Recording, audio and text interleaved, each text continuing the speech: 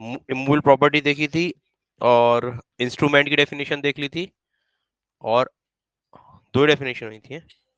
चलो तीसरी डेफिनेशन देखते हैं। रजिस्टर्ड की डेफिनेशन हो गई थी शायद ना, तो तीन डेफिनेशन हो गई थी, चौथी डेफिनेशन देखते हैं।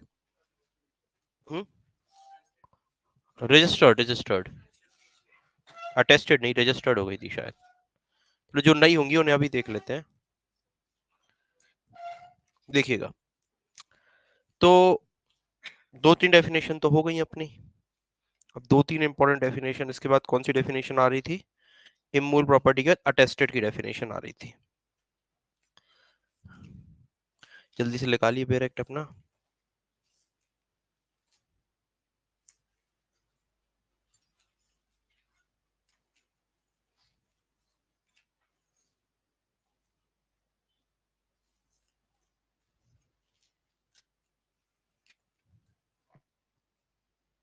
देखिए क्या मूल प्रॉपर्टी की डेफिनेशन दी गई है यहाँ पे? हम्म नहीं दी गई है। अब देखिए इमूवेबल प्रॉपर्टी तो पढ़ ली, तो मूवेबल प्रॉपर्टी क्या होगी? ठीक है, तो मूवेबल प्रॉपर्टी क्या होगी? तो देखिएगा, मूल प्रॉपर्टी की डेफिनेशन नहीं दी गई है, लेकिन काम तो मूल प्रॉपर्टी का भी आना है। तो जब इस एक्ट में डिफाइन नहीं किया गया, तो मूल प्रॉपर्टी को कहाँ डिफाइन किया? उसको भी जनरल क्लॉजेज एक्ट में ही डिफाइन किया गया है। तो किसी को पता है कि जनरल क्लॉजेज एक्ट में मूल प्रॉपर्टी को कहाँ डिफाइन किया गया है? मूवेबल प्रॉपर्टी को जनरल क्लॉजेज एक्ट में कहां पर डिफाइन किया गया है?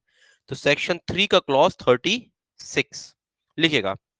मूवेबल प्रॉपर्टी को जनरल क्लॉजेज एक्ट की सेक्शन 3 के क्लॉज 36 में डिफाइन, यहां पे नहीं है टीपीए में डिफाइन, लेकिन हमें मूवेबल प्रॉपर्टी को भी पढ़ना है। Movable property where it is defined, it is defined in General Clauses Act 1897 section 3 clause 36।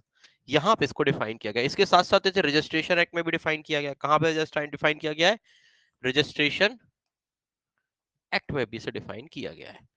To का शायद क्लॉज 9 होगा, एक बार चेक कर लीजिएगा। 2 का 9, अब एक बार देख लीजिएगा, जहां तक 2 का 9 है, जहां तक मुझे याद है यहां पे इसे डिफाइन किया गया। लेकिन टीपीए की अगर हम बात करते हैं, तो टीपीए में से डिफाइन नहीं किया गया है मूवेबल प्रॉपर्टी को। मूल प्रॉपर्टी को जनरल क्लॉसेस एक्ट में डिफाइन किया गया है, इसे रजिस्ट्रेशन एक्ट में डिफाइन किया गया, लेकिन इसे कहां डिफाइन नहीं किया गया है? इसे डिफाइन आपने कहां नहीं किया है? ट्रांसफर प्रॉपर्टी एक्ट में इसको आपने डिफाइन नहीं किया है। तो अब इसका मतलब क्या होता है? क्या मतलब होता है? तो देखिए तीन चीजें तो यहां शामिल हो जाएंगी टीपीए के अकॉर्डिंग। टीपीए में शामिल भले नहीं किया, लेकिन टीपीए ने क्या कहा था? टीपीए ने कहा था कि इमूवेबल प्रॉपर्टी में तीन चीजें नहीं आती। तो जो चीजें इमूवेबल प्रॉपर्टी में नहीं आती, वो कहां पे आ जाएंगी? मूवेबल प्रॉपर्टी में। तो मतलब टीपीए में एक डेफिनेशन वैसे डिफाइन नहीं किया है, लेकिन अगर हम टीपीए के अकॉर्डिंग देखने की कोशिश करते हैं, तो क्योंकि जो तीन चीजें इमूवेबल प्रॉपर्टी में नहीं आती, वो मूवेबल प्रॉपर्टी में आ जाएगी। कौन कौन सी? स्टैंडिंग टिम्बर, स्टैंडिंग जिसको बोलता है खड़ा कास्ट। दूसरा ग्रोइंग क्रॉप्स, उगती फसलें, ग्रोइंग क्रॉप्स उगती फसलें, एंड ग्रास, घास। ये तीन चीजें मूवेबल प्रॉपर्टी के अधीन आपको सीधा सीधा, ये तो तीन चीजें तो हमें यहीं से पता चल गई कि यहां पे आ जाएंगी। इसको आईपीसी में भी डिफाइन किया गया। बिल्कुल आपने आईपीसी की सेक्शन, बिल्कुल आपने सही बताई सचिन ने, कि आईपीसी की सेक्शन 22 में इसको डिफाइन किया गया। यहां भी मूवेबल प्रॉपर्टी है, ठीक है। यहाँ भी एक मूल प्रॉपर्टी को any type of corporate property, ठीक है, पूछी गई।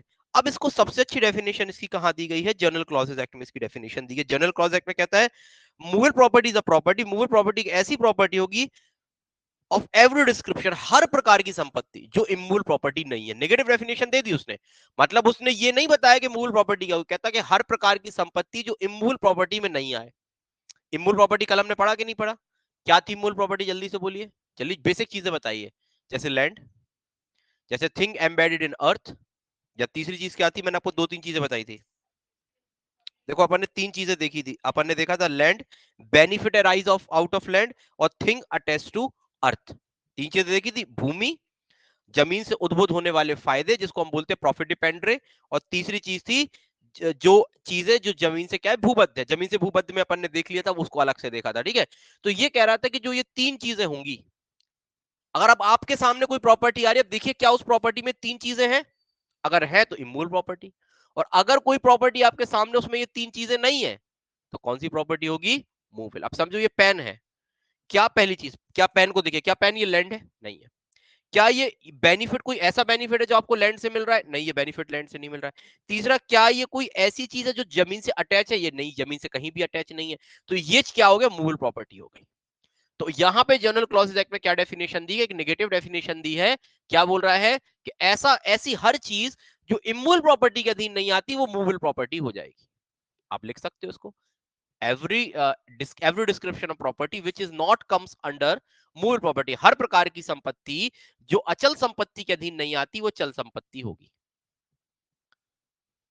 प्रॉपर्टी ऑफ एवरी डिस्क्रिप्शन, हर प्रकार की संपत्ति, property of every description which is not which, ठीक है, every description except immovable property, ऐसा लिख दीजिएगा, except immovable property. Property of every description, हर प्रकार की संपत्ति सिवाय अचल संपत्ति के। अचल संपत्ति को छोड़ दीजिए आप, अचल संपत्ति को छोड़ने के बाद जितनी प्रकार की संपत्ति बचती है वो सारी की सारी संपत्ति है चल संपत्ति होगी। और अगर जो आप रजिस्ट्रेशन एक्ट में जाइए, रजिस्ट्रेशन एक्ट में यही डेफिनेशन दी गई। देखो यहाँ टीपीए में नहीं डिफाइन किया, रजिस्ट्रेशन एक्ट के 29 में डिफाइन किया। क्या बोलता है? कहता है कि मूवेबल प्रॉपर्टी का मतलब उसने उल्टा डिफाइन किया, वहां पे पॉजिटिव डिफाइन नहीं किया बल्कि नेगेटिव डिफाइन किया। कहता है मूवेबल प्रॉपर्टी इंक्लूड, क्या बोल रहा है इस एक्ट में? कह रहा है कि मूवेबल प्रॉपर्टी में इंक्लूड होगा, क्या होगा? ये तीन चीजें, स्टैंडिंग टिम्बर, ग्रोइंग क्रॉप्स और ग्रास। ये कहा उसने इंक्लूड कर दिया, कहा कि और प्रकार की तो होंगी, ये तीनों यहां पे इंक्लूड होंगी। तो यहां पे क्या बताया गया? यहां पे ये नहीं बताया कि मूल प्रॉपर्टी क्या होगा। अब आपको मूल प्रॉपर्टी ऑलरेडी पता चल जाएगा। अब आप इसको, अगर आपने ये डेफिनेशन पढ़ ली जनरल क्लॉजेस एक्ट की डेफिनेशन, तो कह रहा है कि हर प्रकार की संपत्ति जो इमूवेबल प्रॉपर्टी नहीं है। और कल हमने इमूवेबल प्रॉपर्टी को इसलिए इतनी अच्छे से पढ़ा था क्योंकि इमूवेबल प्रॉपर्टी अगर आपको समझ में आ गई तो अब आप तीन चीजें उठाइए हर संपत्ति को समझिए। अगर मैं इस रिमोट को उठा रहा हूं तो रिमोट में मुझे तीन चीजें देखनी है। पहला, वेदर इट इज लैंड और नॉट, क्या ये भूमि है? नहीं है। दूसरा, क्या ये चीज क्या है? ये दूसरी मैं बोल रहा हूं क्या ये बेनिफिट लैंड के अराइज हो रहा है? क्या ये बेनिफिट अराइज हो रहा है लैंड के? नहीं। तीसरा, क्या ये एम्बेडेड टू अर्थ है या अटैच टू अर्थ है? नहीं। अगर ये तीनों चीजें नहीं है तो ये कैसी प्रॉपर्टी हो गई? It is a movable property. अब देख लीजिए, अब जैसे समझिए ये बोर्ड है, आपको सामने ये बोर्ड दिख रहा होगा। What type of property? Where is this land? It is not a land. क्या ये लैंड से अराइजेस बेनिफिट है? नहीं है। क्या ये जमीन से अटैच चीज है? यस। क्योंकि अटैच जमीन से डायरेक्ट होना जरूरी नहीं है, मैंने आपको कल बताया था। जमीन से अटैच होने के मतलब भी तीन थे। पहला कह रहा था थिंग एम्बेडेड इन अर्थ, कुछ चीजें जो जमीन में क्या है? एम्बेडेड है, गड़ी हुई है। कुछ चीजें जो जमीन से एम्बेडेड है उससे कुछ चीजें जकड़ी हुई है। तो ये उससे जकड़ी हुई है। किससे जकड़ी हुई है? जो जमीन से। अब जमीन से क्या है? जैसे ये दीवार है, दीवार किसमें एम्बेडेड है? किसमें धसी हुई है दीवार?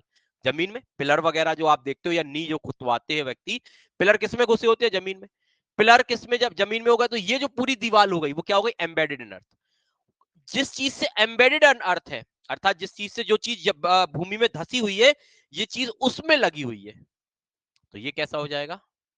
Immovable property. अभी इमूवेबल प्रॉपर्टी, लेकिन इसकी जकड़न को आप हटा दीजिए।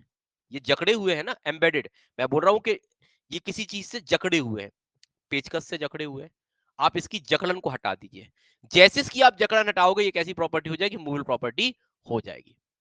दूसरा, आप यहां देख लीजिए, जैसे ये आपके सामने एक ये लगा हुआ है, एक साथ बैठे लड़कियां सब अलग अलग कहे बैठ रही, कोई की किसी से पटती नहीं है क्या? है? सब अलग अलग है। लड़के सब साथ में बैठ रहे, लड़कियां सब अलग अलग। साथ में बैठो। हम्म। हाँ भाईचारा, तो बहन चारा नहीं है? तो भाई, अरे तो बहन चारा आप बनाइए। इसलिए तो होता नहीं, आप लोग बनाते ही नहीं हुआ। भाईचारा इसलिए शब्द यूज किया जाता, फिर तो संडे को पार्टी करेंगे, ठीक है? संडे को पार्टी है, ठीक है? खुश? चलो ठीक है, संडे को पार्टी है। चलो संडे को, ठीक है, संडे को। क्या होगा? मेरी भी, हाँ आप भी आ जाइए। मानसी अलग परेशान है। अब देखो आना पड़ेगा तभी तो हो पाएगी। हाँ आप भी आ जाइए। मानसी कह रही हमारी कितनी पार्टियां डी हो गई। खैर चलो आगे चलते हैं। यहाँ पे चीजें क्लियर हो गई। चलिए अब हम इसके कुछ एग्जाम्पल देख लेते हैं, क्योंकि एग्जाम में पूछा जाता है कि इसके कुछ एग्जाम्पल बताइए। जल्दी से एग्जाम्पल लिखिए फटाफट। मूवेबल प्रॉपर्टी के एग्जाम्पल, चल संपत्ति के कुछ एग्जाम्पल लिख लीजिए फटाफट। कोई पर्टिकुलर ऑर्डर में नहीं लिखवा रहा, जहां से समझ में आ रही चीजें लिखवाता चल रहा हूँ, ठीक है? लिखते हैं फटाफट। पहला लिखिएगा, स्टैंडिंग टिम्बर, ग्रोइंग क्रॉप्स और ग्रास, ये तीन चीजें तो लिख लीजिएगा। Standing timber, growing crops crops और ग्रास, ये तीन चीजें लिखिएगा।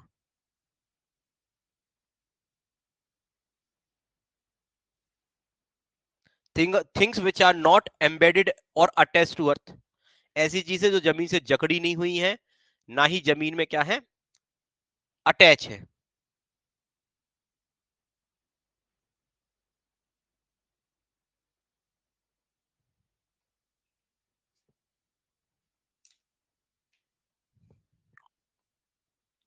इसके बाद गवर्नमेंट प्रॉमिसरी नोट, सरकारी प्रॉमिसरी, सरकारी वचन पत्र। अब वो गवर्नमेंट प्रॉमिसरी नोट हो या आप ये जो आप एनआई में पढ़ के आए ना, तीन प्रकार की भी तो प्रॉपर्टीज हैं, चेक, बिल ऑफ एक्सचेंज और प्रॉमिसरी नोट, ये भी आप लिख सकते हो यहीं पे। बताते हैं, बिल्कुल होगा, बताते हैं सब। पहले लिखिएगा royalty, royalty and copyright. Royalty, royalty, property से रॉयल्टी वगैरह मिलती है, ठीक है, रॉयल्टी और copyright. Trademark, right to worship, पूजा का अधिकार।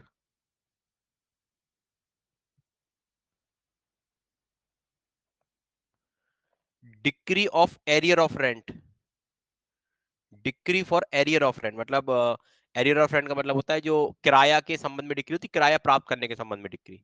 भैया आपको किराया प्राप्त कर लीजिए, मतलब इसके संबंध में डिक्री, किराया प्राप्त करने के संबंध में decree, arrear of rent.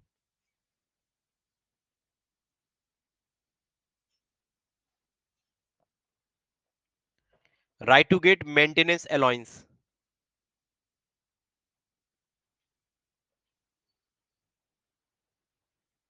Right to enjoy the benefits of, sorry ये, right to get maintenance allowance,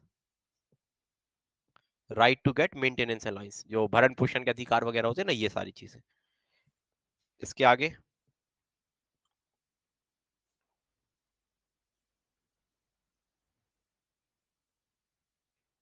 cell of mortgage of immovable property, immovable property नहीं, इमूल प्रॉपर्टी का मॉर्गेज को बेचने का अधिकार।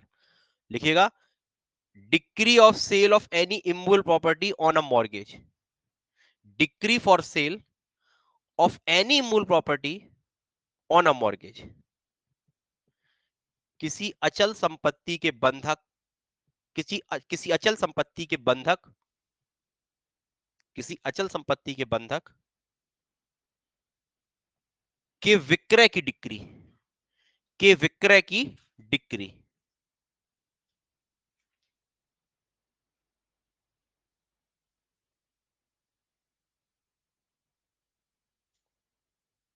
लगान वसूल करने का अधिकार, अब लगान को क्या वर्ड यूज करेंगे वो देख लीजिएगा। लगान वसूल करने का अधिकार, फिल्म प्रिंट्स होते हैं ना, फिल्म प्रिंट्स जैसे जो बोलते हैं प्रतिलिपि अधिकार होते हैं, फिल्म प्रिंट्स होते हैं, ये सारे के सारे यहीं पर आ जाएंगे, फिल्म प्रिंट्स। अब देखिए कुछ लोग पूछे राइट टू वर्शिप इसमें क्यों आएगा, पूजा का अधिकार। अब पूजा का अधिकार देखो, कुछ राइट्स होते हैं तो दो प्रकार की तो प्रॉपर्टी होंगी, प्रॉपर्टी देखिए वर्शिप का भी राइट उन्होंने क्या बोल दिया, वर्शिप का जो राइट है इसको पूजा का अधिकार बोलते हैं। वैसे तो आपको जनरली देख के समझ में आ रहा है कोई प्रॉपर्टी है नहीं है, कौन सी प्रॉपर्टी है पूजा का अधिकार, ये तो भी आस्था का विषय है। लेकिन अब ये जब केस लॉ की तरफ से जाती है ना चीज, जब व्यक्ति को क्या बोलते हैं प्रॉपर्टी, उन्होंने बोला कि भी हमारी प्रॉपर्टी और हम इसको वर्शिप करते हैं, तो अब प्रॉपर्टी पे अगर कोई किसी व्यक्ति की कोई जैसे मंदिर किसी की प्रॉपर्टी है, कोई उसको वर्शिप कर रहा है, तो अब ये एराइसिस जो बेनिफिट है, क्या ये चीज लैंड है, वर्शिप करना क्या लैंड है, नहीं है। क्या ये चीजें कोई बेनिफिट जो है जो जमीन से मिल रहा है, नहीं कोई जमीन से बेनिफिट तो मिल नहीं रहा है। तीसरा क्या ये कोई चीज है जो जमीन से अटैच है, कोई जमीन से अटैच मतलब वर्शिप का अधिकार जमीन से अटैच नहीं है, तो इसलिए उन्होंने क्या मान लिया, इसको मान लिया। अब इसमें ज्यादा अपन बाल की खाल ना निकालते हुए जनरली आप इसको एग्जाम के पॉइंट ऑफ व्यू तैयार कर लीजिए। इसके बाद ये हो गया इमूल प्रॉपर्टी, हो गया मूल प्रॉपर्टी, हो गया। अब आ जाते हैं अटेस्टेड, निकालिए कौन सा एग्जाम्पल है अटेस्टेड।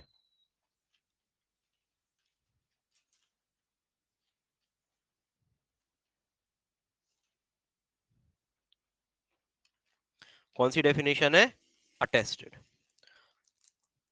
अटेस्टेड कहां पर डिफाइन है,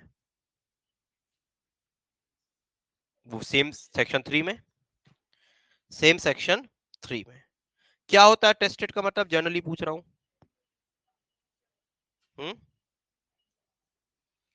देखिए इससे क्वेश्चन आता है प्रमाणीकरण, इसको प्रमाणीकरण भी बोलते हैं और अनुप्रमाणन भी बोलते हैं। हिंदी वाले याद रखिएगा, इंग्लिश में तो अटेस्टेड शब्द यूज किया गया है, हिंदी में दो शब्द यूज किया गया है। What are the words? First is क्या होगा? प्रमाणीकरण, और दूसरा अनुप्रमाणन। इससे क्या मतलब है, इसके बारे में उसने बहुत सारी। अब हम इस चीज को एक बार क्या करते हैं, थोड़ा सा अच्छे से एक बार पढ़ने की कोशिश करते हैं। पहले बेरेक से पढ़ लेते हैं, क्योंकि बेरेक के अलावा भी बहुत सारी चीजें आपके सामने अभी आएंगी।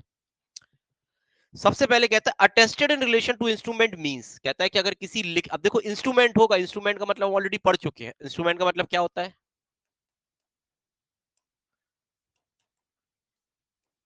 एक वर्ड मैंने बोला इंस्ट्रूमेंट। इंस्ट्रूमेंट का मतलब क्या होता है? आप बोलोगे रिटन डॉक्यूमेंट। क्या होगा?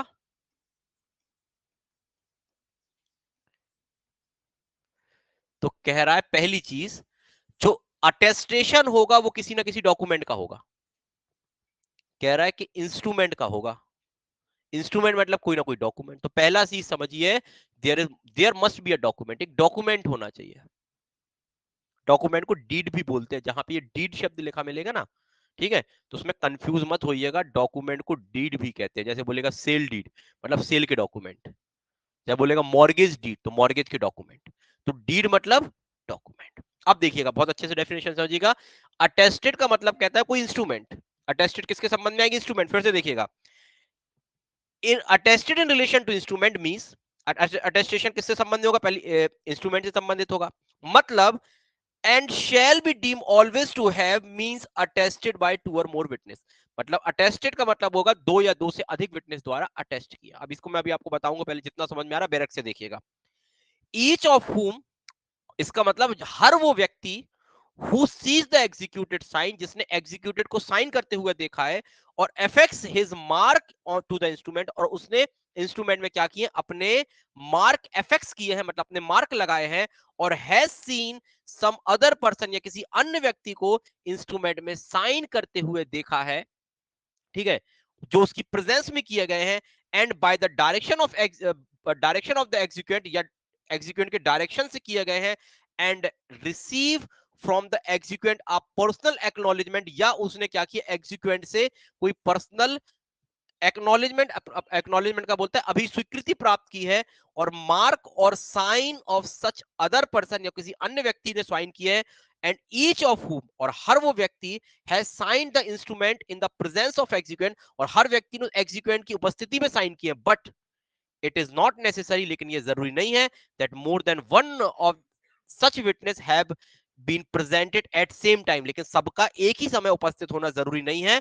No particular form of attestation is necessary, और अटेस्टेशन के लिए कोई विशिष्ट प्रारूप होना भी जरूरी नहीं है। अब एक खतरनाक सी डेफिनेशन है उलझी हुई। अब इस चीज को हम दो तीन चीजें समझ के देखते हैं। इसको हम पॉइंट्स में तोड़ते हैं, फिर इसके बाद में अभी केसेस भी आएंगे, और इसके बारे में केस, मतलब जब तक आपको समझ में नहीं आएगा तब तक समझाएंगे, ठीक है। और इसके बारे में भी आपको दो तीन चीज एग्जाम्पल भी देंगे, वो भी चीज अलग। पहला, अब देखिए इसको पांच पार्ट्स में हम तोड़ लेते हैं इस डेफिनेशन को।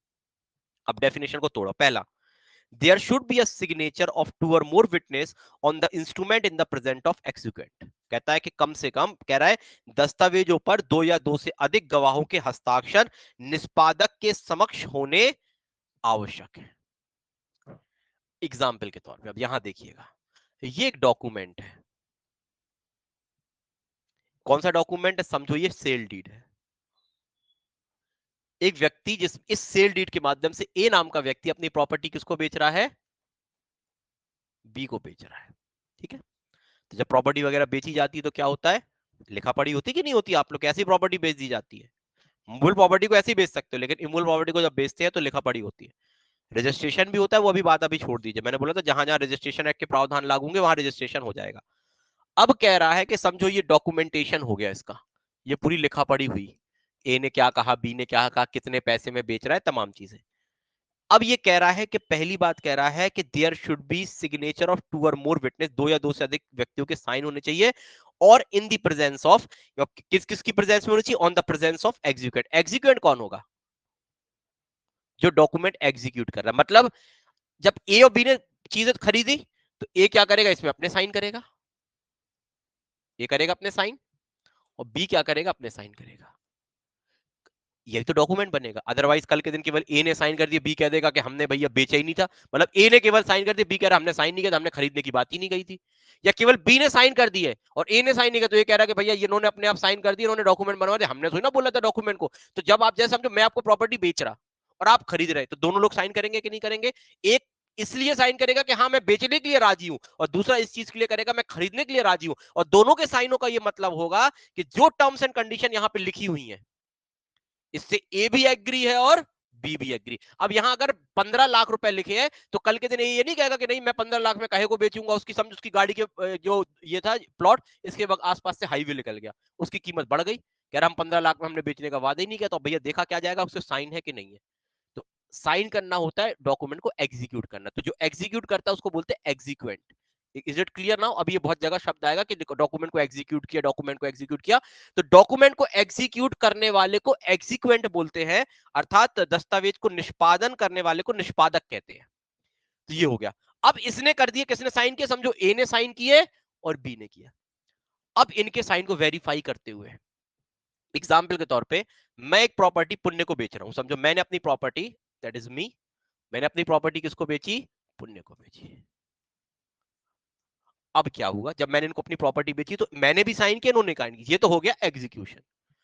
अब कुछ ऐसे डॉक्यूमेंट्स होते हैं, सारे डॉक्यूमेंट नहीं अभी बताऊंगा कौन कौन सा अटेस्ट, कुछ ऐसे डॉक्यूमेंट्स होते हैं जिनको अटेस्ट करना पड़ता है। अब इस कंडीशन में मैं अपने विटनेसेस को लेके आऊंगा दो, और ये अपने कम से कम दो विटनेस को। अब दो विटनेस होंगे, साइन करेंगे, समझो ये लेके आए किसको? प्रवन को और लोकेश को। प्रवन और लोकेश ने इनको और मुझे साइन करते हुए देखा और इसके नीचे उन्होंने साइन कर दिया अपने, मतलब इनके साइन को वेरीफाई किया, इन्होंने अपने साइन कर दिया। साइन करने का मतलब हुआ कि हाँ ये जो साइन हुए थे ये हमारे समक्ष हुए थे। कल के दिन पुण्य अपने साइन से क्या हो जाए? मना कर दे, पुण्य कहते कि नहीं हमने तो साइन ही नहीं किया था, हमने खरीदने की बात ही नहीं की थी, तो फिर किसको पकड़ा जाएगा? किसको? लोकेश और प्रवर। लोकेश प्रवर को बुलाया जाएगा कि भैया आपके इसमें साइन है, आपके साइन कैसे हुए, आपने साइन क्यों किया? तो इनसे पूछा जाएगा कि आपके सामने क्या इनको विटनेस हो गए ना, ये कौन से विटनेस होगा? Attested witness. इनको इनसे मतलब नहीं है कि ये क्या लिखा है, इनसे पूछा जाएगा क्या ये डॉक्यूमेंट तुम्हारे सामने वेरीफाई हुआ था? अंदर क्या लिखा है, अंतर्वस्तु के तुम साक्ष्य नहीं हो, लेकिन तुम इसके साक्ष्य दोगे कि क्या तुम्हारे सामने एग्जीक्यूट हुए थे डॉक्यूमेंट। ये कहेंगे, ये दोनों कहेंगे यस सर हमारे सामने एग्जीक्यूट हुए थे। तो मैंने क्या बोला? कम से कम कितने साक्षी होने चाहिए? दो, या दो से अधिक क्या होने चाहिए? अटेस्टेड विटनेस होने चाहिए। अटेस्टेड विटनेस क्या करते हैं? साइन को वेरीफाई करते हैं, और कुछ नहीं करते। ये नहीं बताएंगे कि अंदर क्या लेकर बाहर कर, ये बस ये बताएंगे ठीक है दो विटनेस हो गए, तीन हो गए, चार हो गए, पांच हो गए, कितने भी, कम से कम दो होने चाहिए। ये क्या करेंगे? डॉक्यूमेंट को अटेस्ट, जो डॉक्यूमेंट को एग्जीक्यूट किया गया, तो एग्जीक्यूट इनके सामने किया गया, इसको वेरीफाई करेंगे कि भैया हमारे समक्ष लिखा पड़ी हुई थी। इसलिए आप जब जमीन वमीन बेचोगे ना, तो आप देखिएगा, कभी आपने देखा होगा वो गवाह बुलाते, बोले भैया दो लोगों को लेके चलो, एक एक, दोनों पार्टी एक एक को ले जाती है, कम से कम दो, चार ले जाओ, दोनों पार्टी दो दो को ले जाओ, दो गवाह तुम्हारे दो हमारे। कल के दिन अगर ये सवाल उठा कि क्या डॉक्यूमेंट एग्जीक्यूट हुआ था या नहीं हुआ था, तो एग्जीक्यूट को अगर निष्पादन को लेकर विवाद होगा ना, जब मैं कह रहा हूं मैंने बेचने का करार ही नहीं किया, सामने कह रहा तुम्हारे साइन का है, मैंने कहा मुझे नहीं पता मेरे साइन कहां से आए, फर्जी होंगे साइन, बुलाया जाएगा, कोर्ट कहेगा चलो ठीक है तुम्हारे साइन फर्जी होंगे, बुलाओ एग्जीक्यूएंट को, जो इनके सामने अटेस्टेड विटनेस को, इनके सामने साइन हुए थे। अब पूछा जाएगा कि अच्छा वैष्णवी और नीता थी, आप लोगों के सामने साइन हुए थे? ये कह रहे यस सर हमारे सामने हुए थे। ये तो बताएंगी ना, अदरवाइज तुम्हारे साइन कहां से आए? शपथ पे साक्ष्य लिया जाएगा, झूठ बोलोगे कल के दिन तुम पकड़े जाओगे। शपथ पे साक्ष्य होंगे ना कि भैया शपथ पे साक्ष्य दो। तो ये समझ में आया क्या होता है? दो लोग। दूसरा पॉइंट कह रहा है इसमें, इट इज नॉट नेसेसरी, ये जरूरी नहीं है, to comply with anyone on the following condition before the signature is met, मतलब इन कंडीशन को फॉलो करना जरूरी नहीं है। कह रहा है कि कुछ ये कंडीशन अभी मैं आपको बताऊंगा, इन कंडीशन को पहले फॉलो करना जरूरी नहीं है। हस्ताक्षर करने से पहले निम्न में से किसी शर्त का पालन अनिवार्य है, सॉरी अनिवार्य है, गलत बोल गया। इन इन कंडीशन को आपको क्या करना पड़ेगा? फॉलो करना पड़ेगा। तीन कंडीशन का फॉलो करना पड़ेगा साइन के पहले। इन लोगों को जब ये साइन करेंगे ना, इनको तीन चीजों का फाइनल करना, क्या करना पड़ेगा? तीन चीजों का क्या करना पड़ेगा? कंप्लाई करना पड़ेगा। पहला, each of witness has seen the transferer or executor sign or affix his mark in the instrument। कह रहा है प्रत्येक गवाह मतलब अटेस्टेड, मान जो व्यक्ति कर रहा है उसको क्या बोलते हैं? जो प्रत्येक गवाह होगा ने अंतरकर्ता या निष्पादक के हस्ताक्षर करते हुए देखा हो। आप कब करोगे एग्जीक्यूट? जैसे मैं एग्जीक्यूट कर रहा हूं ना, समझो मेरा मैप हो गया और पुण्य हो गए, हमने क्या किया? डॉक्यूमेंट को एग्जीक्यूट किया। एग्जीक्यूटिंग विटनेस कौन है? मान लीजिए लोकेश और प्रवन। अब लोकेश और प्रवन के लिए जरूरी है कि जो ये एग्जीक्यूट किया गया, इसको डॉक्यूमेंट को एग्जीक्यूट किया गया, इनकी उपस्थिति में किया गया हो। ऐसा ना हो कि डॉक्यूमेंट पहले से एग्जीक्यूट घर से करके लाए थे, फिर तुमने कह दिया हाँ हमारे सामने सब हुआ है। एग्जीक्यूट का मतलब ही होता है कि तुम्हारे सामने सारी चीज हुई, तुम साइन को वेरीफाई करोगे। या पहले से अगर कर लोगे तो फिर कैसे वेरीफाई करोगे? पहले से नहीं कर सकते। क्लियर हुआ ये वाला पॉइंट? क्या बोल रहा है फिर से सुनिए। प्रत्येक गवाह ने अंतरकर्ता, या अंतरकर्ता जो ट्रांसफरर या निष्पादक, निष्पादक मतलब एग्जीक्यूटर को क्या देखा हो? हस्ताक्षर करते हुए देखो। ट्रांसफर वर्ड इसलिए लिखा है क्योंकि ए जब अपनी प्रॉपर्टी बी को देगा, मतलब बेचेगा, तो ए ट्रांसफरर हो जाएगा, बी ट्रांसफरी हो जाएगा। तो कहता है कि ट्रांसफरर ट्रांसफरी को क्या हो? देखा हो। दूसरा बोल रहा है each of the witness has seen some other person making sign on the instrument in the presence and by direction of the transfer or the executant। कहता है अंतरकर्ता या निष्पादक की उपस्थिति में या उसके निर्देश से किसी अन्य व्यक्ति को हस्ताक्षर करते हुए देखा हो। या तो इन्हें खुद हस्ताक्षर करते हुए देखा हो एग्जीक्यूएंट या ट्रांसफर को, या इनके निर्देश पर, इन्होंने किसी को निर्देश दिया था। मैंने खुद साइन नहीं किया था, मैंने अपने एजेंट से बोला था कि तुम साइन कर दो। मैंने किससे बोला था? अपने एजेंट से। और इनके सामने, मतलब इन्हीं लोगों के सामने, ये लोकेश और किसके सामने? लोकेश और प्रवन के सामने मेरे एजेंट ने साइन किए थे, और उसको मैंने निर्देश दिया था सामने। उनके सामने ही होंगे, या तो मैंने साइन किया या मेरे एजेंट ने साइन किया, या पुण्य ने साइन नहीं किया, पुण्य के एजेंट ने। अब आप देखती हो जैसे रिलायंस के नाम से कोई प्रॉपर्टी खरीदी जा रही, तो क्या हर प्रॉपर्टी को, छोटी से बड़ी प्रॉपर्टी को, जैसे टावर लगाने के लिए छोटी छोटी प्रॉपर्टी खरीदी जाती है रिलायंस के लिए, तो क्या हर प्रॉपर्टी को खरीदने के लिए मुकेश अंबानी आते होंगे? नहीं। कौन खरीदता होगा? उनके एजेंट खरीदते होंगे। अब तीसरा पॉइंट आ जाता है, ये तीन कंडीशन होती। तीसरा कह रहा है each of the witness has received from the transfer or execute a person acknowledgement of his sign or mark. अनुप्रमाणन के समय, अंतरकर्ता या निष्पादक के हस्ताक्षर या अंगूठे का चिन्ह व्यक्तिगत अभिस्वीकृति प्राप्त की हो। मतलब इसके पर्सनल एक्नॉलेजमेंट आपने प्राप्त की हो कि भैया हाँ हमारे सामने, मतलब आपको जो ये एक्नॉलेजमेंट देनी है ना, एक्नॉलेजमेंट का होता है अभिस्वीकृति, तो ये अभिस्वीकृति आप दोगे वो आपकी प्रेजेंस में होनी चाहिए। पर्सनल आपको देना, ऐसा नहीं कि मैंने सुना था कि उनने साइन किए हैं।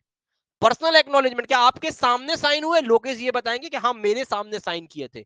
पर्सनल एक्नॉलेजमेंट देंगे ये नहीं कहेंगे, और ये लिखेंगे उसमें कि हाँ मेरे समक्ष साइन हुआ। ये नहीं कहेंगे कि मैं तो वहां था नहीं, मेरे साइन पता नहीं किसी ने कर लिया, ये बाद में डॉक्यूमेंट लेकर मैंने बाद में साइन कर दिया। नहीं, पर्सनल एक्नॉलेजमेंट होनी चाहिए। और आखिरी, इसके बाद दो पॉइंट और है।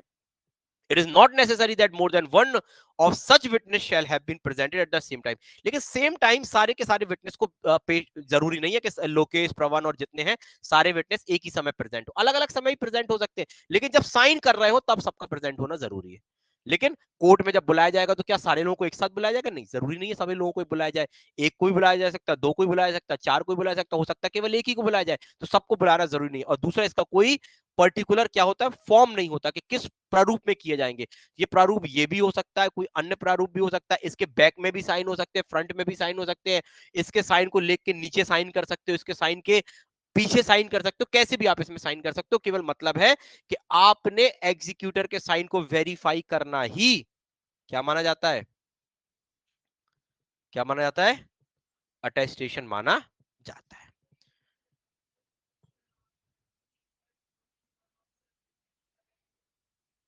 ये जरूरी नहीं है ना। देखो क्या कह रहा है, अनुप्रमाणन के समय प्रत्येक गवाह की उपस्थिति एक ही समय आवश्यक, मतलब एग्जीक्यूट मतलब अलग अलग आप समय हो सकते हो। दो लोग होंगे ना, दो लोग का टेस्ट करेंगे, एक दो लोगों का टेस्टेशन एक ने देख लिया, दो का एक ने देख लिया।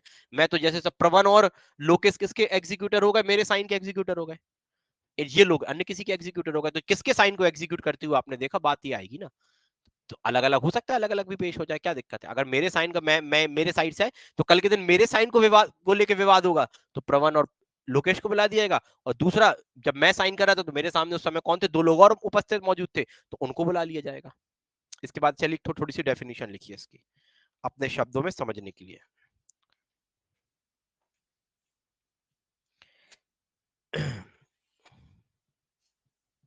केस लॉ के माध्यम से लिखिएगा।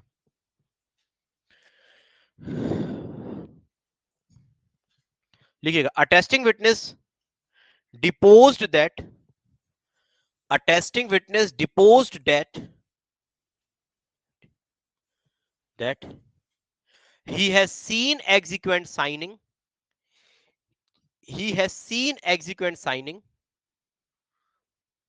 The instrument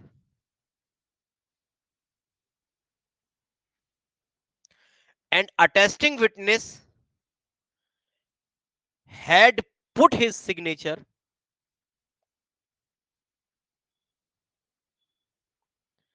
just below the exequent signature.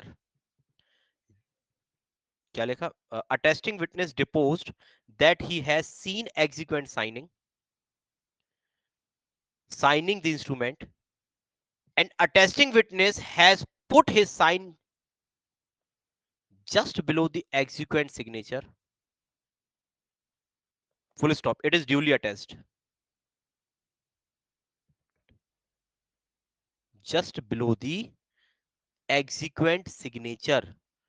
Full stop. It is duly attested. Case का नाम है रॉकेट चंद वर्सेस श्रीमती राजेश्वरी देवी।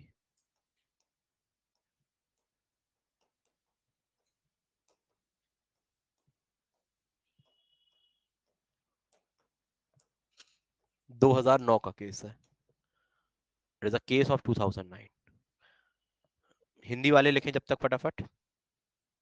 अनुप्रमाणन करने वाले साक्षी का यह अनुप्रमाणन करने वाले साक्षी का यह कहना कि उसने निष्पादन के विलेख पर हस्ताक्षर करते हुए देखा है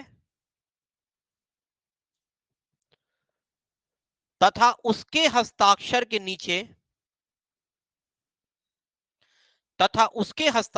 नीचे स्वयं ने हस्ताक्षर किए थे, यह सही अनुप्रमाणन है। यह सही अनुप्रमाणन। क्लियर हुई डेफिनेशन? कि मतलब वो क्या कह रहा है एग्जीक्यूट, मतलब बोल रहा है कि देखिए अनुप्रमाणन करने वाले साक्षी, जो साक्षी अनुप्रमाणन करना है जिसको बोलते हैं अटेस्टेड विटनेस। अटेस्टेड विटनेस कह रहा है कि मेरे सामने निष्पादक ने विलेख पर साइन किए थे। विलेख मतलब होता है डॉक्यूमेंट पे साइन किए थे, और मेरे सामने साइन किए थे, और उसी साइन के नीचे वो साइन कर दे। जैसे मैंने अभी आपको यहाँ सिचुएशन बताई, देखिएगा, मतलब उसके साइन के नीचे क्या कर दिया, मेरे कह रहा है कि ये क्या कह रहा है, जैसे यहाँ पे लोकेश और प्रवन क्या कह रहा है कि मेरे सामने एग्जीक्यूट ने साइन किए थे, मतलब पुण्य ने और शाहबाज ने साइन किए थे, और उसी के नीचे ये क्या कर देते, अपने साइन कर देते, मैंने बताया था। और ये वेरीफाई करते हुए, तो मतलब इन्होंने क्या किया, जो ये साइन किए तो इन्होंने क्या किया, एग्जीक्यूट के साइन को क्या कर दिया, वेरीफाई कर दिया कि हाँ एग्जीक्यूट के साइन सही है। तो ये एक ठीक अटेस्टेशन है। ये किस केस में बोला गया, इसी केस में। तो अब इसको अगर आपको नहीं समझ में आई हो डेफिनेशन, तो इस प्रकार से ये छोटी वाली डेफिनेशन को समझ लीजिएगा, तो आपको ये समझ में आ जाएगी। Is it now clear? अगर देखो कभी कभी क्या होता है, बहुत सारी चीजें समझ में नहीं आती, जब नहीं आती हैं तो ज्यादा अपन को चक्कर में नहीं पड़ना होता है। अपन उसमें क्या कर सकते हैं, काम चलाऊ डेफिनेशन से भी काम चला सकते हैं। अब बहुत सारी चीजें बताने के लिए, लेकिन अब उतना समय भी तो नहीं होता ना, कि अनअकैडमी की क्लास होती तो फिर बात अलग थी, पढ़ाते जाओ 70-80 लेक्चर इसी में। ठीक है, अब यहाँ पे उतना समय नहीं होता, तो ठीक है। मतलब यहाँ समझ में आ गया कि नहीं आया, पहले ये बताइए। नहीं समझ में आया, फिर और कुछ देखते हैं।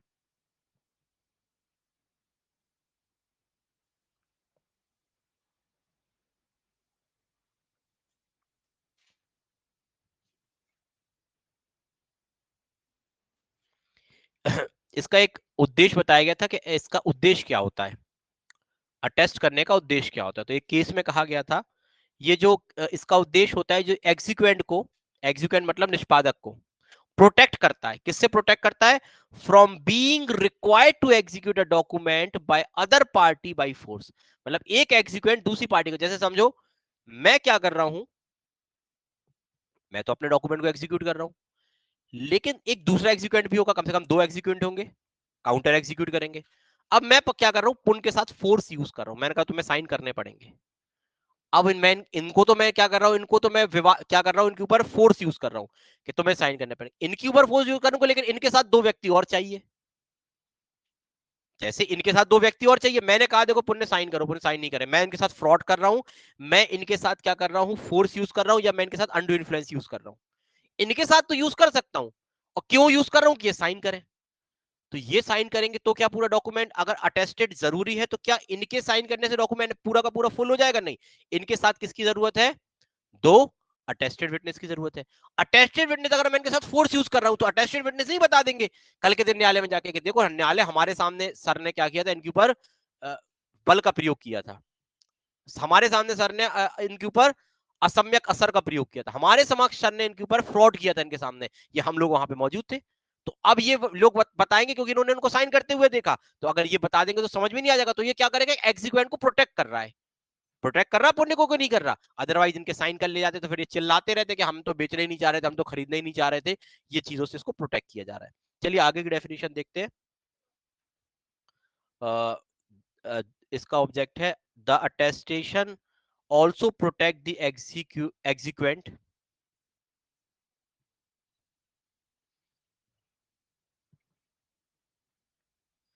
the attestation also protect the executant from being required to execute a document, from being required execute from being required execute from being required or execute a document by the other parties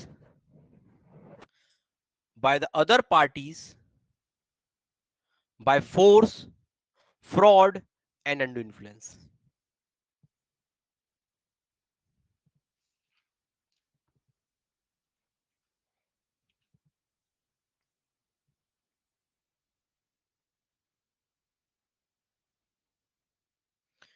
एक चीज याद रखिएगा, जब कोई व्यक्ति अनुप्रमाणन करता है तो अनुप्रमाणन करते समय उसका अनुप्रमाणन साक्षी बनने का आशय होना चाहिए।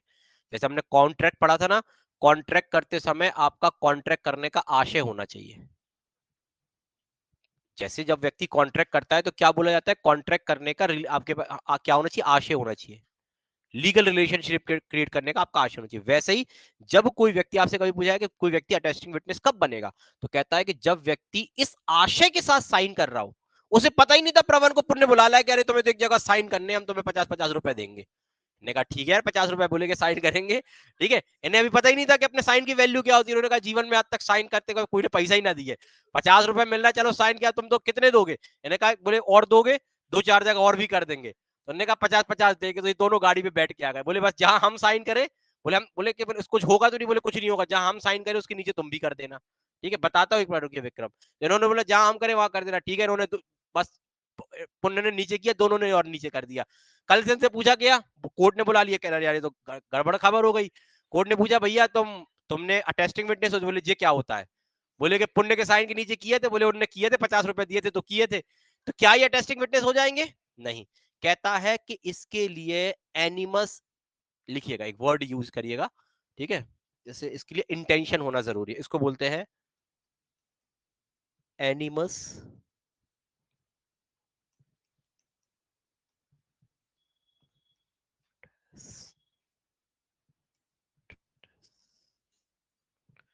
एनिमस अटेस्टेंडी। एनिमस अटेस्टेंडी इसका मतलब होता है intention to become a witness, अर्थात अनुप्रमाणन का आशय, इसको बोलते हैं इंटेंशन ऑफ अटेस्टेशन। क्या होना चाहिए इंटेंशन ऑफ अटेस्टेशन, अनुप्रमाणन का आशय क्या होना चाहिए, अनुप्रमाणन का आशय क्या होगा, to become a witness, attesting witness बनने का intention. There must be an intention to become a attested witness, ये जरूरी है। सर अगर विटनेस की डेथ हो जाती है तो कैसे प्रूफ होगा, भैया बहुत सारे तरीके, इंडियन एविडेंस एक्ट पढ़ाएंगे तब बताएंगे कैसे प्रूफ होगा। इंडियन एविडेंस एक्ट की सेक्शन 73 से लेके जब पढ़ाएंगे आपको सब समझ में आ जाएगा। अभी एविडेंस नहीं पढ़ी शायद, विक्रम एविडेंस नहीं पढ़ी, तो कुछ सवालों को दिमाग में रहने दो, ठीक है। जब इंडियन एविडेंस एक्ट पढ़ाएंगे तब बताएंगे कैसे होता है। आप हैंड राइटिंग तो होगी ना आपकी, हैंड राइटिंग से प्रूफ, जिनका कहना है कि जो व्यक्ति अटेस्ट करेगा वो मर जाएगा, ठीक है, मर गया, तो भैया आपकी हैंड राइटिंग तो रहेगी जिंदा, कहीं ना कहीं लिखा तो होगा कुछ ना कुछ, कहीं ना कहीं अंगूठा तो चिपकाया होगा कुछ ना कुछ, कहीं ना कहीं अंगूठा भी लगा सकते हो, उसमें लिखा है, तो जहां अंगूठा आपका मैच कर लेंगे, कहीं ना कहीं तो लगाया होगा जीवन काल में, कि पहली बार अंगूठा लगाने गए थे यहाँ, कि पहली बार साइन किए थे, कहीं लिखा होगा ना। तो ये इस प्रकार से कंपेयर कर लिया जाता है, आपके साइन वगैरह को क्या कर लेते हैं, वेरीफाई करा लेते हैं, उससे पता चल जाएगा। तो वो कानून को ही पता है कि भैया 20-30, 40-40, 50-50 साल केस करेंगे तो व्यक्ति क्या मर जाएगा। कोई व्यक्ति 50-60 साल का तो स्टेटस किया था, 10 साल बाद मर गया, क्या करेंगे, कोई दिक्कत नहीं है, वो है तो उसे बुला लो, अगर वो नहीं है तो उसके साइन वगैरह को हम क्या कर लेंगे, साइन या उसकी राइटिंग वगैरह को मिला लेंगे, पता चल जाएगा कि किसने टेस्ट किया था, बस खत्म बात है, कोई दिक्कत नहीं है। बाकी जो आपके सवालों के जवाब है, आधा दे दिया, आधा देंगे इंडियन एविडेंस एक्ट में। इज इट नाउ क्लियर यहां तक चीजें क्लियर हुई सबको? तुमने देखे थे लेक्चर आज? अनअकैडमी चलाई थी तुमने? तुम लोग का नाम नहीं आता उसमें, मैसेज नहीं कर पा रहे होगे ना? मैसेज, चलो चलिए कोई दिक्कत नहीं। अब आते हैं आगे।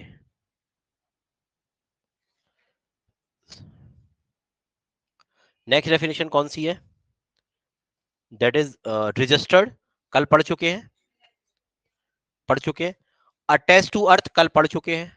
अटैच टू अर्थ का मतलब तो पता हो गया ना, कहता है कि भूमि से रूटेड, जैसे पेड़ वगैरह होते हैं, जैसे एम्बेडेड मतलब जैसे वॉल और बिल्डिंग होती हैं, या कोई परमानेंट बेनिफिशियल एंजॉय वगैरह, ये तमाम चीज हो गई। खैर हटा देते हैं, ये जब पढ़ चुके हैं उस पर दिमाग नहीं डालते। अब बचती है दो definition. There is a definition which is actionable claim, ठीक है, और एक नोटिस बचा होगा शायद, ठीक है, एक्शनेबल क्लेम एंड नोटिस। और डेफिनेशन है क्या कोई? ठीक है, तो दोनों डेफिनेशन को भी डालते हैं होल्ड पे, ठीक है। इनको कल फ्रेश माइंड के साथ हम पढ़ेंगे, अदरवाइज ये डेफिनेशन आपके ऊपर से चली जाएंगी, समझ में आएगा। पढ़ेंगे इनको, कल पढ़ेंगे, लेकिन अभी आगे की सेक्शन कर लेते हैं जो इजी सेक्शन है, क्योंकि एक दिन में अपन सब कुछ डीपली नहीं पढ़े, क्योंकि अटेस्टेशन की डेफिनेशन थोड़ी सी कॉम्प्लिकेटेड थी। इसको अपन कल कर लेंगे, लेकिन अभी अपन क्लास में जो अन्य डेफिनेशन है उनको कवर कर लेते हैं। तो आ जाते हैं नेक्स्ट डेफिनेशन की तरफ, दैट इज सेक्शन 4। सेक्शन 4 को पढ़ लेते हैं। सेक्शन 4 क्या कहता है? एक प्रकार से फालतू की बात करता है, ठीक है, लेकिन अब फालतू की बात भी पढ़नी पड़ेगी। कभी फालतू की बात पूछ ली जाए तो आप कहोगे सर ने फालतू की बात ना बताई थी। तो अब वो फालतू की बात कर रहा है, लेकिन उसकी फालतू की बात हमें पढ़नी पड़ेगी। खैर अब पढ़ लेते हैं, जबरदस्ती का क्या है। और सूचना के सिद्धांत वगैरह भी हैं, उन चीजों को मैं आपको, नोटिस कंस्ट्रक्टिव वगैरह होंगे, तमाम चीजों को देख लेंगे। चलिए हम पहले, उसके पहले थोड़ी सी एक डेफिनेशन देख लेते हैं नोटिस के पहले। नोटिस की इंपॉर्टेंट डेफिनेशन है, नोटिस के एग्जाम में क्वेश्चन आता है, ठीक है, और एक्सेप्टेबल क्लेम से तो आता ही आता है। लेकिन उसके पहले हम क्या कर लेते हैं, थोड़ा सा हम एक सेक्शन देख लेते हैं, दैट इज सेक्शन नंबर 4। 4 करते कहता है enactment relating to contract to be taken as a part of contract. अब कहता है, देखिएगा, बहुत छोटी सी डेफिनेशन ऐसी समझ लीजिए पहले से। कहता है कि इस अधिनियम में कोई भी चैप्टर और सेक्शन जो कॉन्ट्रैक्ट एक्ट से रिलेटेड होगी वो कॉन्ट्रैक्ट एक्ट का भाग मानी जाएगी, और जो चैप्टर और सेक्शन रजिस्ट्रेशन एक्ट से संबंधित होगी वो रजिस्ट्रेशन एक्ट का भाग मानी जाएगी। बस इतनी बात करता है, समझिएगा। ए नाम का व्यक्ति बी नाम के व्यक्ति को प्रॉपर्टी बेच रहा है, सेल कर रहा है। सेल के लिए क्या होता है? एग्रीमेंट होता है।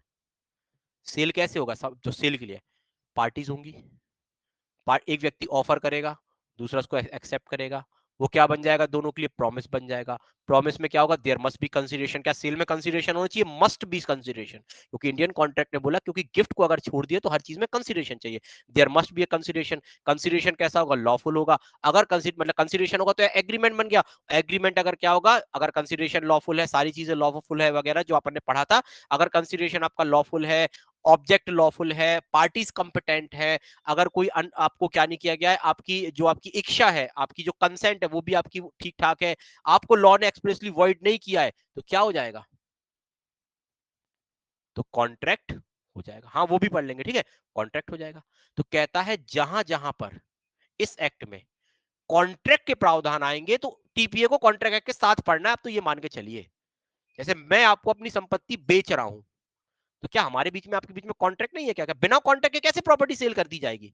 मैं आपको अपनी संपत्ति बंधक पे रख रहा हूं, क्या हमारे आपके बीच में कोई कॉन्ट्रैक्ट नहीं है? Definitely there is a contract. मैं आपको अपनी संपत्ति क्या दे रहा हूं? दान पे दे रहा हूं, क्या हमारे और आपके बीच में कॉन्ट्रैक्ट नहीं है? There is a contract.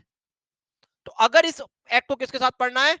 जहां जहां पे कॉन्ट्रैक्ट एक्ट के प्रावधान आएंगे वहां पे इसको कॉन्ट्रैक्ट एक्ट के साथ पढ़ोगे, कॉन्ट्रैक्ट के अलग से नहीं पढ़ोगे कि कॉन्ट्रैक्ट भूल जाइए, नहीं, कॉन्ट्रैक्ट के साथ। और जहां जहां रजिस्ट्रेशन के प्रावधान आएंगे, जैसे सेक्शन 53 क्लॉज 23, सॉरी 54 क्लॉज 23, जैसे सेक्शन 59, सेक्शन 120 107, जैसे सेक्शन 123, यहां पे रजिस्ट्रेशन की बात की गई है, तो इन प्रोविजन को रजिस्ट्रेशन एक्ट के साथ पढ़ोगे।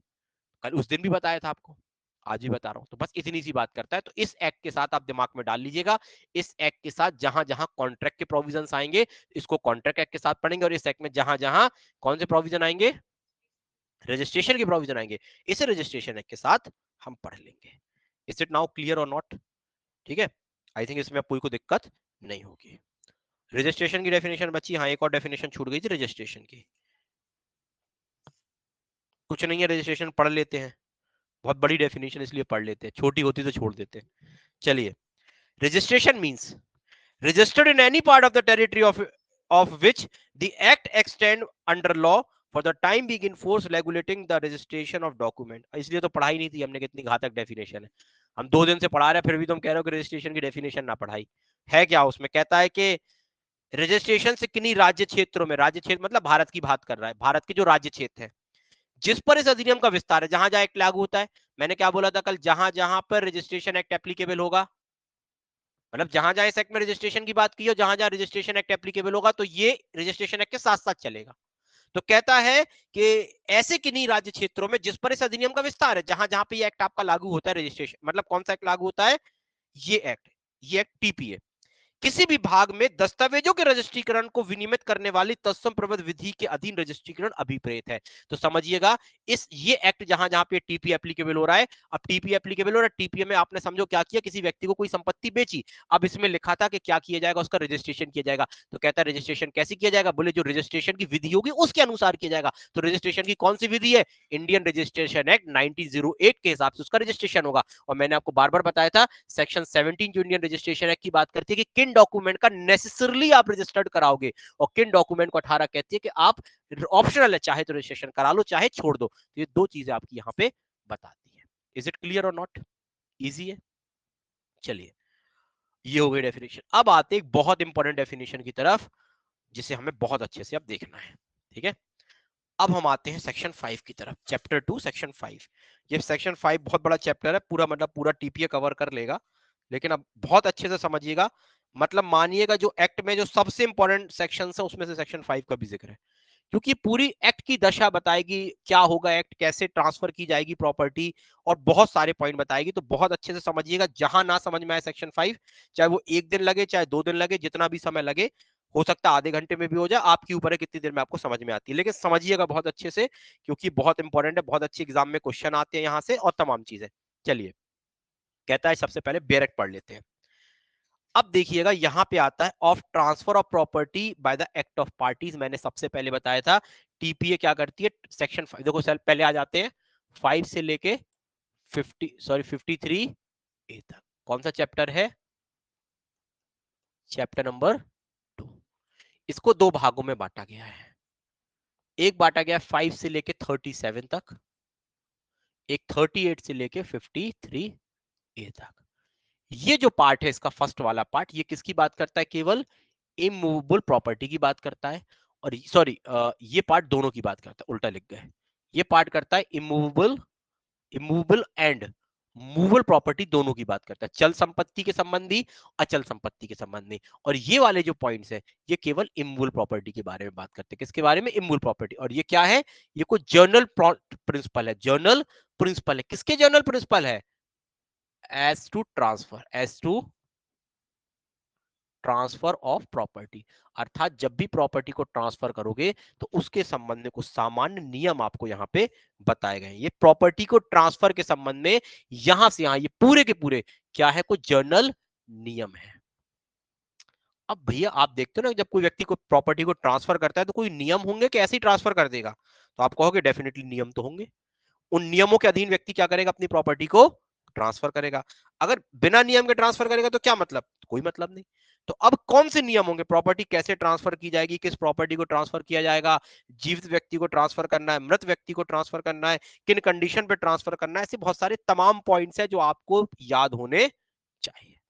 यही चैप्टर जो सेक्शन 5 से लेकर 53 आएगा, ये आपको सामान्य सिद्धांतों के बारे में बताएगा कि अगर कोई व्यक्ति संपत्ति को अंतरित करना चाहता है तो अंतरित करने के लिए उन्हें किन किन चीजों का ध्यान देना पड़ेगा, या कौन कौन सी चीजें उसके समक्ष आएंगी।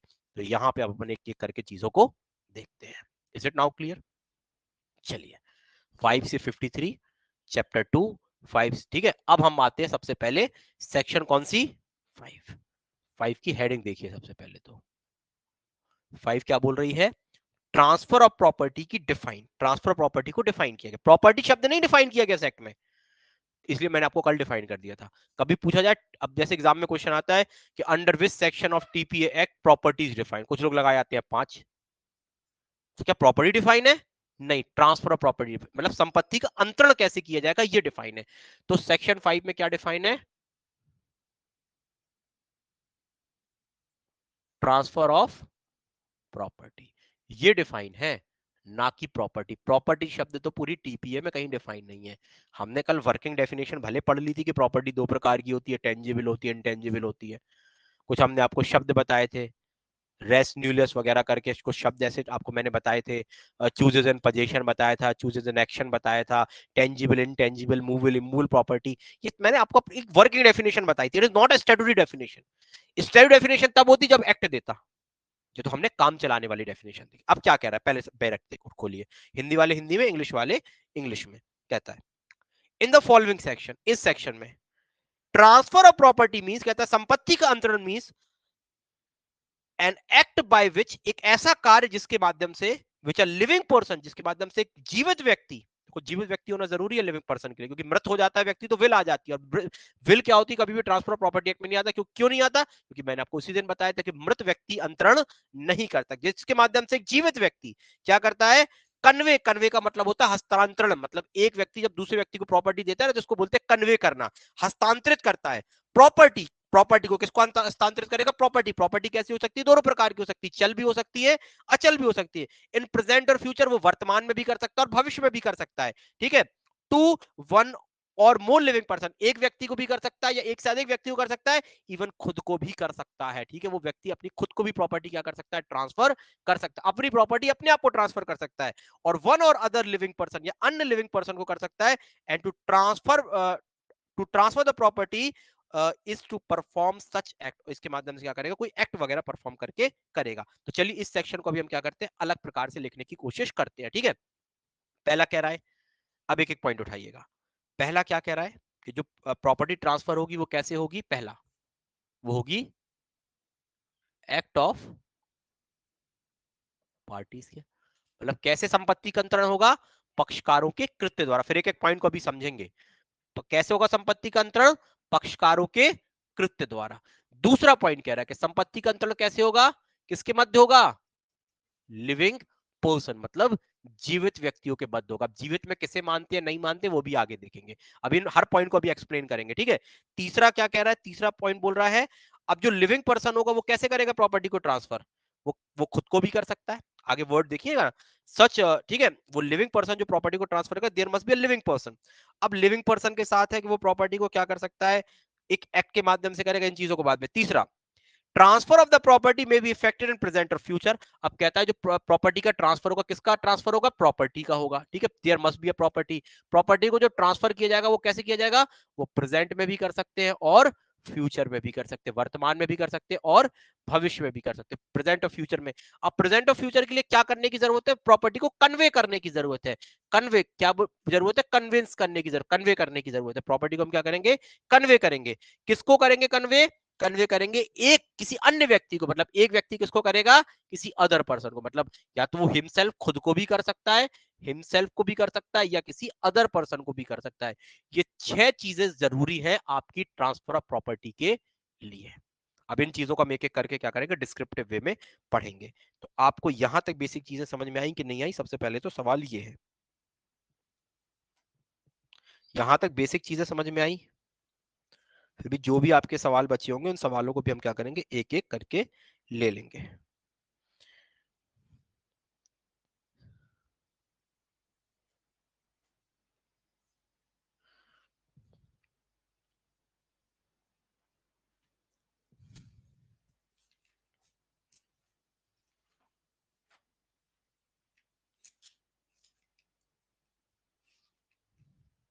चलिए, पहला बोलता है, क्या बोल रहा है? ट्रांसफर क्या होगा? पहला वर्ड यूज किया गया उसने, लिविंग पर्सन, व्यक्ति, सॉरी, पहला क्या बोला है? एक्ट ऑफ पार्टीज, पक्षकारों के कृत्य द्वारा। मैंने आपको सबसे पहले बताया था ये जो एक्ट है वो ट्रांसफर इंटरवाइवस पे लागू होता है। किस पे लागू होता है? ट्रांसफर इंटरवाइवस। इंटरवाइवस बताया था। टीपीए किस पर लागू होती है? इंटरवाइवस ट्रांसफर पे। इंटरवाइवस ट्रांसफर का मतलब होता है जीवित व्यक्तियों के मध्य अंतरण। टीपीए हमेशा जीवित व्यक्तियों के मध्य अंतरण पर लागू होती है अगर कोई व्यक्ति, जिनमें से अगर दोनों पक्षकारों में से एक पक्षकार मृत है, देखो प्रॉपर्टी देने वाला तो जीवित है, लेकिन जिसको दे रहा है वो मृत हो गया है। जो प्रॉपर्टी जिसको दी जा रही है वो तो जीवित है, लेकिन जिसे प्रॉपर्टी दी जा रही है वो मर गया।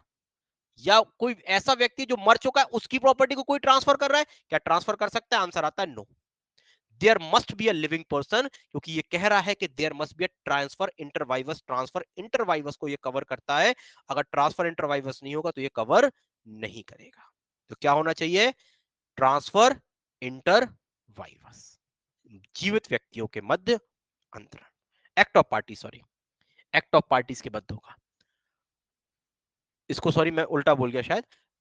एक्ट ऑफ पार्टीज मतलब इंटरवाइवस होगा, ठीक है। इंटरवाइवस मतलब एक्ट ऑफ पार्टीज, और नॉन इंटरवाइवस का मतलब क्या होता है? By the operation of law, विधि के द्वारा। तो ये आपको बेसिक पॉइंट समझ में आ गया। दूसरा बोलता है व्यक्ति कैसा होना चाहिए? लिविंग होना चाहिए।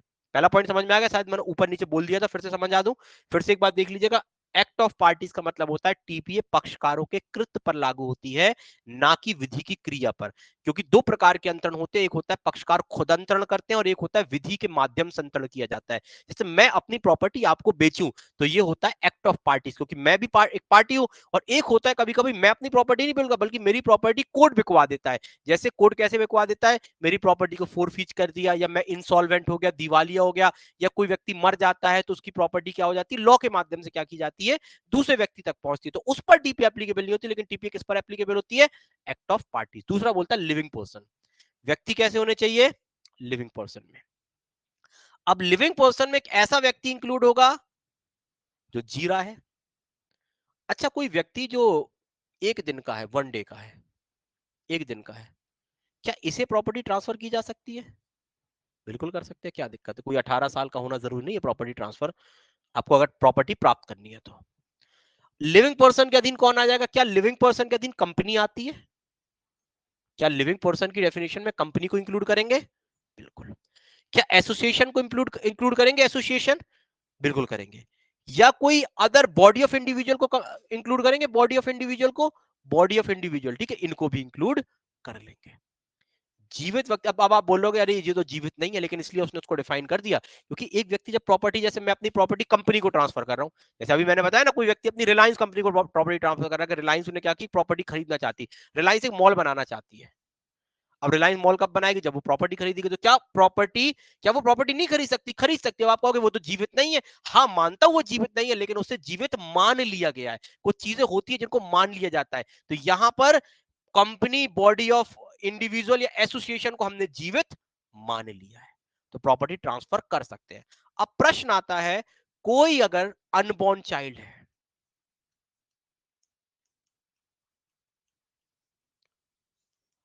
अनबॉर्न चाइल्ड, अजन्मा बच्चा, क्या उसे प्रॉपर्टी? तो एक दिन के बच्चे को तो कर सकते हो, बच्चा पैदा हुआ, प्रॉपर्टी उसके नाम कर दो, उसके दादा को प्यार था, उसने उसके नाम प्रॉपर्टी कर दी, या किसी ने उसके नाम से प्रॉपर्टी खरीद ली किसी ने उसके नाम से, खरीद लीजिए।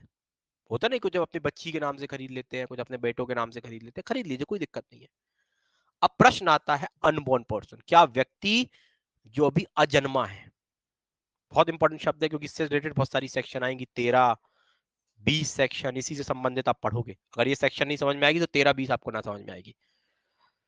कहता है क्या कोई बच्चा जो अनबॉर्न है उसे प्रॉपर्टी ट्रांसफर की जा सकती है? मतलब पहली बात, क्या वो लिविंग पर्सन के अधीन आएगा? अगर वो लिविंग पर्सन हो जाएगा तो प्रॉपर्टी ट्रांसफर हो जाएगी। एक बच्चा जो भी अनबॉर्न है, जिसका जन्म नहीं हुआ, उसे क्या प्रॉपर्टी ट्रांसफर हो सकती है? तो पहली बात तो अनबॉर्न का मतलब समझिए। What is the meaning of unborn for the purpose of TPA? TPA में अनबॉर्न का मतलब क्या होता है? टीपीए के अधीन अनबॉर्न का मतलब होता है जो बच्चा मां के गर्भ में भी ना हो। अगर बच्चा मां के गर्भ में, जब महिला प्रेग्नेंट होती है, समझो 9 महीने या 8 महीने 10 महीने, जितने प्रेगनेंसी की, जनरली 9 महीने प्रेग्नेंट होती है, कोई 8 या कोई 9 में इमेच्योरिटी प्रेगनेंसी होती है, खैर उसके बाद बात करते हैं। जैसे कोई बच्चा मां के पेट में है तो वो अनबॉर्न पर्सन नहीं माना जाएगा, वो लिविंग पर्सन में आ जाएगा। अगर कोई बच्चा मां के पेट में है तो वो कैसा पर्सन है? वो लिविंग पर्सन है, क्योंकि वो जीवित है टीपीए के पर्पस से। अब और एक्ट क्या बोलता है वो मैं बात नहीं करता, साइंस क्या बोलती है मैं बात नहीं करता, लेकिन टीपीए क्या कह रही है? अगर कोई बच्चा मां के पेट में है तो उसको प्रॉपर्टी ट्रांसफर की जा सकती है, जैसे नॉर्मल व्यक्ति को की जा सकती है वैसे। लेकिन अगर बच्चा मां के पेट में भी नहीं है, मतलब भाई बच्चे का अस्तित्व ही नहीं है, एक व्यक्ति ऐसे ट्रांसफर कर रहा है कि मैं अपने बेटे को ट्रांसफर कर रहा हूं कि जो उसका बेटा होगा उसको, तुम्हारा बेटा तो हो गया तुम्हारे बेटे की अभी शादी नहीं हुई और तुम क्या कह रहे हैं, मैं अपने मेरे बेटे की शादी होगी उसके बाद जो उसके बेटे या बेटी होंगे मैं उसको ट्रांसफर कर रहा हूं प्रॉपर्टी। तो अभी तो जब बेटे की शादी नहीं हुई तो उसके बच्चा तो मतलब उसकी वाइफ के पेट में है ही नहीं अभी, तो क्या वो लिविंग पर्सन के अधीन आएगी? तो वो कहता है कि वो लिविंग पर्सन के अधीन नहीं आएगी। तो अनबॉर्न का मतलब होता है नॉट इन मदर वॉर्म, नॉट इन मदर वॉर्म, मतलब वॉर्म का मतलब होता है गर्भ में। मां के गर्भ में भी अगर बच्चा ना हो तो उसे बोलते हैं। तो अगर बच्चा मां के गर्भ में आ गया तो टीपीए में आप जनरल प्रॉपर्टीज को डायरेक्ट ट्रांसफर कर सकते हो। लेकिन अगर बच्चा मां के पेट में नहीं है तो फिर क्या उसे ट्रांसफर हो सकता है, लेकिन एक्सेप्शन कंडीशन में हो सकता है, उसके बारे में हम सेक्शन 13 में जिक्र करेंगे। जैसे समझो एक महिला प्रेग्नेंट है, अब एक व्यक्ति क्या करना चाहता है, उसका जो दादा है, पता है कि समझो उसका लड़का है वो बढ़िया दारूखोर है, उसका लड़का वो चाह रहा है कि ये तो भाई सब निपटा देगा, तो पहले से ही क्या कर रहा है अपने पोते के नाम, उसकी थोड़ी तबीयत वगैरह खराब थी वैसे उसको लग रहा था ऐसा ना मर जाए हम, तो वो पहले से ही क्या कर रहा है अपने पोते के नाम, महिला प्रेग्नेंट अभी 4 महीने की, उसके पहले से ही वो कहता है जो बेटा होगा या बेटी उसके लिए मैं ये मकान ट्रांसफर कर रहा हूं। क्या डायरेक्ट ट्रांसफर कर सकता है? डायरेक्ट ट्रांसफर कर सकता है, किसी को बीच में लाने की जरूरत नहीं है। लेकिन अगर अब बेटा क्या है, अभी मैंने बोला ना कि मां भी प्रेग्नेंट नहीं है, मतलब बच्चा मां के गर्भ में नहीं है, प्रॉपर्टी ट्रांसफर करना चाहते हो कर सकते हो, यस कर सकते हो, लेकिन एक्सेप्शन रूल के तहत करोगे क्योंकि उसको लिविंग पर्सन नहीं मानते। फिर आप एक प्रायर इंटरेस्ट बनाओगे, प्रायर इंटरेस्ट कैसे बनेगा उसके बारे में हम सेक्शन 13 में जिक्र करेंगे। अभी हम जिक्र नहीं करेंगे कि अनबॉर्न पर्सन को कैसे ट्रांसफर करना है। अनबॉर्न पर्सन का मतलब होता है जो मां के गर्भ में ना हो, लेकिन अगर मां के गर्भ में है तो फिर वो लिविंग पर्सन की कैटेगरी में आ जाएगा, याद रखिएगा। इसके साथ साथ एक एग्जाम में क्वेश्चन पूछा जाता है कि मूर्ति, जिसको हम बोलते हैं आइडल, क्या मूर्ति या आइडल को प्रॉपर्टी ट्रांसफर की जा सकती है? नहीं, मूर्ति और आइडल को प्रॉपर्टी ट्रांसफर नहीं की जा सकती। ठीक है, तो लिख लीजिएगा या भगवान की मूर्ति, या ठीक है, या भगवान की मूर्ति होती ना, या आइडल होता भगवान की प्रतिमा, इसे जीवित व्यक्ति के मध्य नहीं लाया जाता, याद रखिए, it is under the case law. आप वैसे उसे कुछ भी मानते हो, मैं वो बात नहीं करता, जैसे मैं बोल रहा हूं ना, जैसे आप मदर अनबॉर्न चाइल्ड को कुछ भी मानते हो, लेकिन टीपीए के लिए क्या बोला गया, केस लॉ में कहा गया है कि चाहे मंदिर हो, चाहे भगवान की प्रतिमा हो, अगर जहां प्रतिमाएं होती हैं, इन्हें जीवित व्यक्ति नहीं माना जाता है। अगर इन्हें जीवित व्यक्ति नहीं माना जाता तो you can not transfer property, इनको प्रॉपर्टी लिविंग पर्सन के रूप में ट्रांसफर नहीं कर सकते। वो अलग चीज है कि फिर आप कैसे ट्रांसफर करते हो, तो फिर क्या करते हैं, जैसे हमें मंदिर के लिए ट्रांसफर करनी प्रॉपर्टी, तो फिर हम क्या करते हैं, वो मंदिर को ट्रांसफर नहीं होती बल्कि ट्रस्ट बनाया जाता है, ट्रस्ट को प्रॉपर्टी चली जाती है। जब ट्रस्ट में जो व्यक्ति होते हैं वो लिविंग होते हैं, ट्रस्ट में जैसे आप बोलते हैं ना कि हनुमान टोरिया सेवा ट्रस्ट, तो वहां पर अगर आप देखिएगा तो जो ट्रस्ट बना होगा उसमें कुछ जीवित व्यक्ति होंगे, उनको प्रॉपर्टी गई है, वो प्रयोजन भगवान के लिए यूज कर सकते हैं, that is a different point. भगवान के या कोई मस्जिद है, वो डायरेक्टली मस्जिद के नाम से नहीं होगी क्योंकि वो टेंपल वगैरह मॉस्क के नाम से डायरेक्ट प्रॉपर्टी ट्रांसफर हो रही है। हाँ, हम क्या कर सकते हैं, कुछ व्यक्तियों को क्या कर सकते हैं, जैसे ट्रस्ट में अपन ने 10-12 लोग मिलकर ट्रस्ट बना लिया आपने, अब ट्रस्ट के नाम से हम क्या करेंगे, प्रॉपर्टी ले ली, अब ये प्रॉपर्टी आ गई हमारी, इसको क्या करेंगे, इसको हम धार्मिक प्रयोजन के लिए यूज कर सकते हैं, जो हमारे ट्रस्ट की प्रॉपर्टी उसको धार्मिक प्रयोजन के लिए यूज कर सकते हैं, लेकिन डायरेक्टली आइडल मूर्ति या डायरेक्टली मंदिर के लिए प्रॉपर्टी नहीं जा सकती है। क्यों? क्योंकि लिविंग पर्सन की कैटेगरी में नहीं आते। तो आइडल भी नहीं आती, कौन नहीं आता, दूसरा कोई व्यक्ति जो जीवित नहीं है वो भी नहीं आता, और अगर कोई बच्चा मां के गर्भ में है, गर्भ में भी नहीं है, वो भी नहीं आता। गर्भ में है तो डायरेक्ट ट्रांसफर कर लो, कंपनी को डायरेक्ट कर सकते हैं, बॉडी ऑफ इंडिविजुअल या एसोसिएशन को भी हम डायरेक्ट ट्रांसफर कर सकते हैं।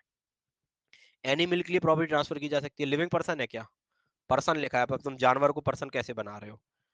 ठीक है, लिविंग पर्सन को, लिविंग पर्सन में पर्सन की डेफिनेशन देखो ना, लिविंग पर्सन लिखा है, तो पर्सन का मतलब क्या होगा, व्यक्ति।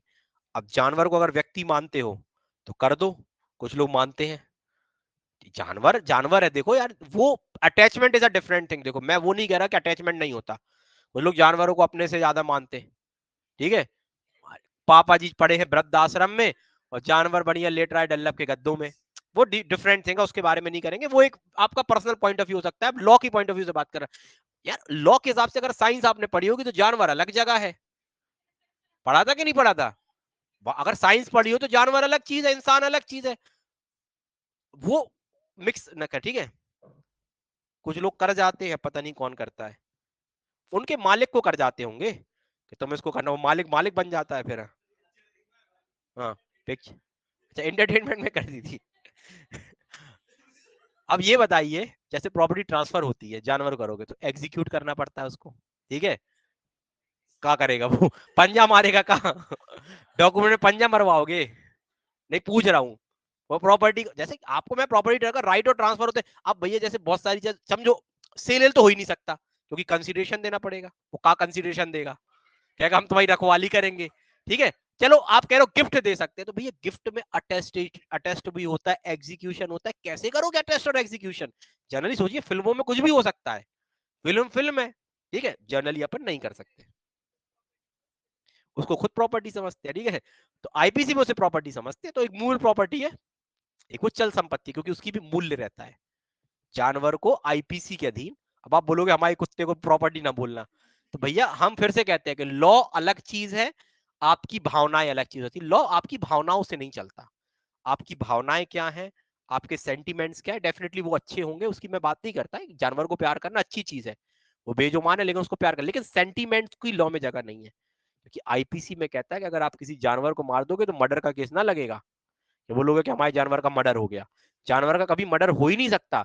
जानवर को संपत्ति समझा गया। अगर आईपीसी में जानवर को जाओगे तो उसकी रजिस्ट्री होगी, कि जानवर का मूल्य देखा जाएगा, कितने रुपए का जानवर था, उसकी मूल्य के हिसाब से उसे प्रॉपर्टी समझ के, जानवर की चोरी हो सकती है क्योंकि प्रॉपर्टी है, मूल प्रॉपर्टी माना गया है आईपीसी के अकॉर्डिंग।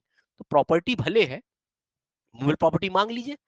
और कोई व्यक्ति किसी प्रॉपर्टी को अब जैसे ट्रांसफर कर रहा है, तो मूल प्रॉपर्टी के लिए तो आपको क्या, मैंने ऑलरेडी बता चुका हूँ, सेल्स ऑफ गुड एक्ट है, टीपीए है ही नहीं है। जब सेल वगैरह करो, गिफ्ट दे दीजिए किसी को आप जानवर, कोई दिक्कत नहीं है। आगे चलते हैं आगे, ठीक है।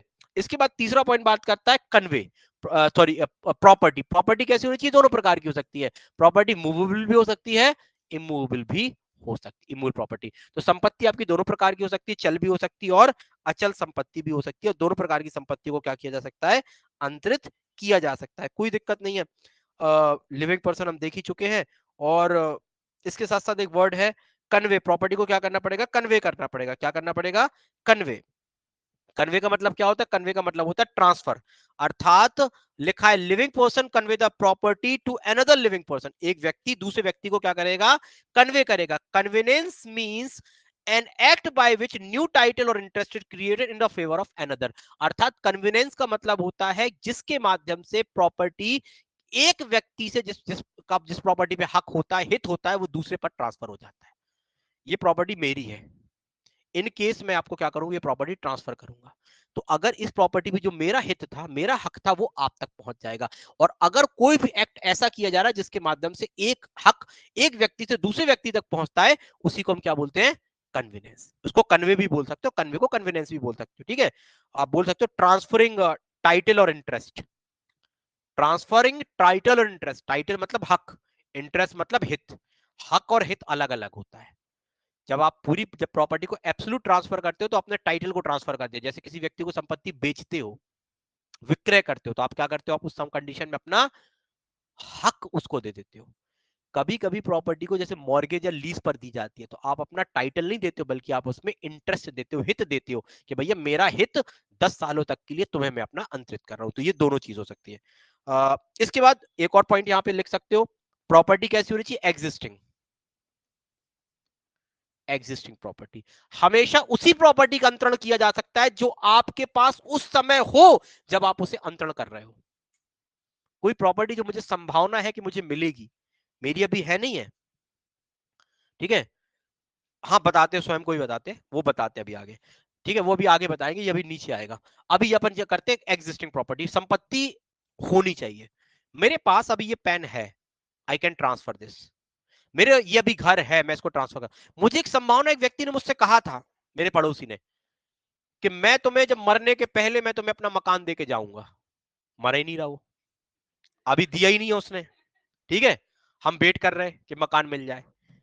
अब हमें पैसों की जरूरत पड़ी तो हमने कहा पुण्य हम तुम्हें घर बेचना चाहते हैं। देखो कैसा घर है, बढ़िया सर, कितने बेचो? हमने 20 लाख में ले लो। वैसे तो 50 लाख का 20 में दे रहे, पैसा लेकिन जल्दी चाहिए, इमरजेंसी में। इन्होंने कहा सर कॉपी में कागज देखो, वो डीड दिखाओ, डॉक्यूमेंट आपका नाम है। मैंने दिखाया तो मेरा नाम तो प्रॉपर्टी है नहीं है। इन्होंने पता किया, ये कहते सर वो प्रॉपर्टी तो अंकल जी के नाम है। तो हमने, अंकल जी ने मुझसे वादा किया है, अब वादा किया तो निभाना पड़ेगा। अंकल जी ने क्या वादा किया है? कि अंकल जी जब की मृत होंगे तो वो विल के माध्यम से मुझे प्रॉपर्टी देंगे। तो अगर मेरी वो प्रॉपर्टी हो जाएगी, अगर मेरे पास वो प्रॉपर्टी होती, तो एग्जिस्टिंग प्रॉपर्टी आएगी और एग्जिस्टिंग प्रॉपर्टी को मैं ट्रांसफर कर सकता हूं। लेकिन ऐसी प्रॉपर्टी जो मुझे फ्यूचर में मिलने वाली है, I can not transfer that property. हाँ, लेकिन अगर ट्रांसफर कर दी है, तो फिर स्टॉपल एप्लीकेबल हो जाएगा। अगर पहली बात तो नहीं कर सकते, लेकिन कर दी है तो आपके विरुद्ध स्टॉपल एप्लीकेबल हो जाएगा। पढ़ेंगे 41 43 में कैसे स्टॉपल वगैरह लागू होता है, लेकिन जनरली ये मान के चलिएगा उसी पर संपत्ति का अंतरण किया जा सकता है जो संपत्ति आपके पास है। अगर कोई संपत्ति आपके पास नहीं है then you can not transfer that property, आप उस प्रॉपर्टी को ट्रांसफर नहीं कर सकते। प्रॉपर्टी प्रेजेंट और फ्यूचर में ट्रांसफर, मतलब प्रॉपर्टी होनी चाहिए, अगर है तो वर्तमान में भी अंतरण कर सकते हो, भविष्य में भी कर सकते हो। मैंने आज अंतर आपसे एग्रीमेंट कर लिया, मैंने कहा देखो मैं एक नया मकान बना रहा हूं, मुझे पैसे की जरूरत है और मैं इस मकान को बेचना चाहता हूं। तो आपने कहा ठीक है सर क्या करना पड़ेगा, मैंने कहा ये मकान 50 लाख रुपए में बेचना है, तुम 50 लाख में खरीद लो, कब्जा लेके 2 साल के बाद दूंगा। अभी एग्रीमेंट कर लेते हैं और जैसे मेरा वो मकान तैयार होगा मैं आपको ये मकान दे दूंगा। आपने कहा ठीक है, तो फ्यूचर में बेच रहा हूँ, प्रेजेंट में भी बेच सकता हूँ। मैंने कहा भाई पैसे दे और प्रॉपर्टी ले, प्रेजेंट में भी हो सकता है। तो होता है ना कुछ व्यक्ति प्रॉपर्टी फ्यूचर में दान, बोला व्यक्ति ने दान दे दिया, बोले मैंने तुम्हें प्रॉपर्टी दान दे दी लेकिन ये तुम्हें इसका कब्जा 3 साल के बाद मिलेगा, क्योंकि 3 साल तक क्या है मैं यहाँ पे रह रहा हूँ, मैं तुम्हें दान दे दिया मैंने, लेकिन इस प्रॉपर्टी को 3 साल के बाद इसका कब्जा मिलेगा। तो ट्रांसफर आपका कब होगा इफेक्टिव, फ्यूचर में 3 साल के बाद। तो ये भी हो सकती है। इसके बाद सच कह रहा है कन्वे वर्ड पढ़ लिया, हिमसेल्फ और अदर, संपत्ति अन्य को ट्रांसफर कर सकते हो, ये तो आपको समझ में आ गया, किसी अन्य व्यक्ति को प्रॉपर्टी क्या कर सकते हो, ट्रांसफर कर सकते हो। लेकिन प्रश्न आता है क्या खुद को भी ट्रांसफर कर सकते हो, तो आंसर आता है खुद को भी कर सकते हो। खुद को कैसे ट्रांसफर करेंगे, ट्रस्ट बना के। मेरी प्रॉपर्टी है, मैं अपनी प्रॉपर्टी पे एक ट्रस्ट क्रिएट करूं, उस ट्रस्ट का ट्रस्टी बन जाऊं। जैसे बहुत से लोग होते हैं ना, जैसे उनको लगता है कि जैसे मुझे क्या है, मुझे एक संपत्ति मंदिर को दान करनी है, मैंने कोई मनोकामना मांगी थी, मेरी पूरी हो गई, मैंने कहा मैं इस प्रॉपर्टी को मंदिर को दान करना चाहता हूँ, क्योंकि भगवान को डायरेक्ट दान तो हो नहीं सकता है, आइडल को नहीं हो सकता, मैंने कहा कि मंदिर के प्रयोजन के लिए दान करना चाहता हूँ। लेकिन मुझे लगता है कि मेरे फैमिली का मेंबर और मुझे कम से कम इस प्रॉपर्टी पे बना रहना चाहिए, मैं आप लोगों को भी इंक्लूड करना चाहता हूं, क्योंकि हो सकता है ट्रस्ट मैंने अपनी फैमिली का ही बना लिया हो, या हो सकता है मैंने अन्य लोगों को बना, क्योंकि मेरी प्रॉपर्टी में किसको ट्रस्ट बनाऊंगा, मेरे ऊपर है। तो मैंने ट्रस्ट का ट्रस्टी मैं भी बन गया और आप लोगों को ही बना दिया और प्रॉपर्टी को ट्रांसफर कर दिया ट्रस्ट के नाम। तो जब प्रॉपर्टी ट्रस्ट के नाम पहुंची तो वो प्रॉपर्टी मेरे ही नाम नहीं आ गई, क्योंकि मैं भी तो ट्रस्ट में हूं। ट्रस्ट में जरूरी नहीं है कि कितने लोग होंगे, 2 भी हो सकते हैं, 4 भी हो सकते हैं, 6 भी हो सकते हैं। तो जब व्यक्ति किसी प्रॉपर्टी को अपने नाम ट्रांसफर भी कर सकता है, कैसे, ट्रस्ट बना के, और डायरेक्टली दूसरे को कैसे कर सकता है, डायरेक्टली वे में दूसरे को भी कर सकता है, ये भी आ गई। क्लियर हुआ। चलिए इसके बाद कल देखते हैं, अभी सेक्शन कंप्लीट नहीं हुई है, इसके बाद अभी अपन कल देखेंगे। ठीक है, याद बताइएगा अभी पूरी कंप्लीट नहीं हुई, अभी मुझे एग्जांपल बताने क्या क्या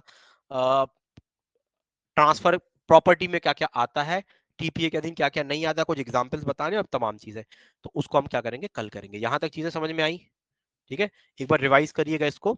अभी बहुत सारी चीजें सेक्शन 5 में बची है, फिर सेक्शन 6 और डेफिनेशंस भी है, अभी डेफिनेशंस को भी क्या करेंगे एक एक करके हम देखेंगे।